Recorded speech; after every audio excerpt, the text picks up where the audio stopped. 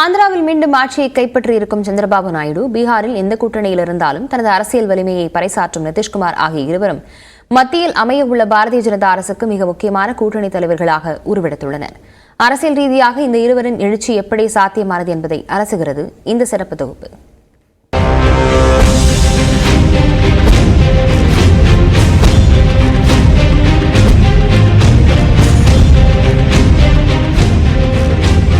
ஆந்திராவின் புதிய தலைநகரான அமராவதி கட்டமைக்க சிறப்பு நிதி அளிக்காத காரணத்திற்காக பாஜக கூட்டணியில் இருந்து 2018ஆம் ஆண்டு விலகிய சந்திரபாபு நாயுடு 2019ஆம் ஆண்டு மக்களவைத் தேர்தலிலும் ஆந்திரா சட்டப்பேரவைத் தேர்தலிலும் படுதோல்வியை சந்தித்தார்.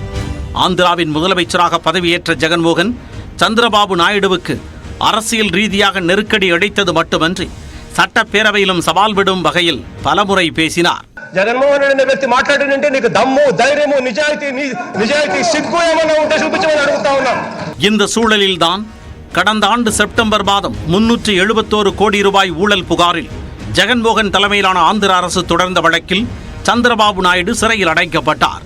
சட்டமன்ற தேர்தலுக்கு சில மாதங்களுக்கு முன்பாக நடந்த இந்த திடீர் கைது சந்திரபாபு நாயுடுவின் அரசியல் வாழ்க்கைக்கு முற்றுப்புள்ளி வைத்துவிடக் கூடும் என அவரது ஆதரவாளர்கள் அஞ்சினர்.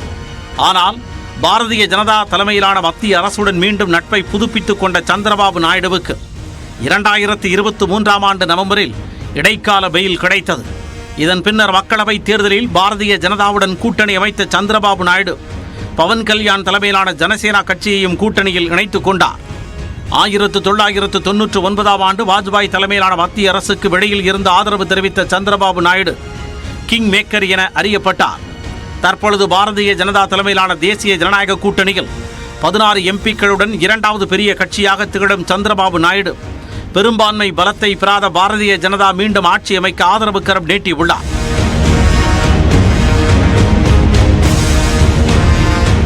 மறுபுறம் பீகாரின் அரசியல் அடையாளமாக திகழும் நிதிஷ்குமார் 12 தொகுதிகளை வென்று தேசிய ஜனநாயக கூட்டணியில் 3வது பெரிய கட்சி என்ற பெயரை பெற்றுள்ளார். 1996ஆம் ஆண்டு முதல் பாரதிய ஜனதா கூட்டணியில் இருந்து வந்த நிதிஷ்குமார் 2005ஆம் ஆண்டில் பீகார் முதலமைச்சராக பதவியேற்றார். அதற்கு முன்பாக 2001ஆம் ஆண்டு முதல் 2004ஆம் ஆண்டு வரையிலான காலகட்டத்தில் வாஜ்பாய் தலைமையிலான மத்திய அரசில் ரயில்வே அமைச்சராகவும் முத்திரை பதித்தவர்.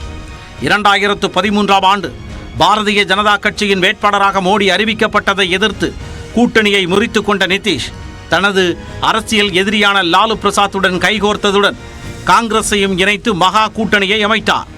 பின்னர் பல்வேறு காரணங்களால் பாஜகவுடன் மீண்டும் 2017ஆம் ஆண்டு இணைந்த நிதிஷ்குமார் சட்டமன்ற தேர்தலில் வென்று பீகாரின் முதலமைச்சராக தொடர்ந்தார்.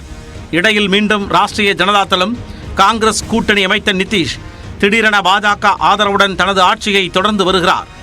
இந்த சூழலில் பாஜக கூட்டணியில் மக்களவைத் தேர்தலில் சந்தித்த நிதிஷ் 12 எம்பிக்களை வென்றதன் மூலம் மீண்டும் தேசிய அரசியலில் கவனத்தை ஈர்த்துள்ளார்.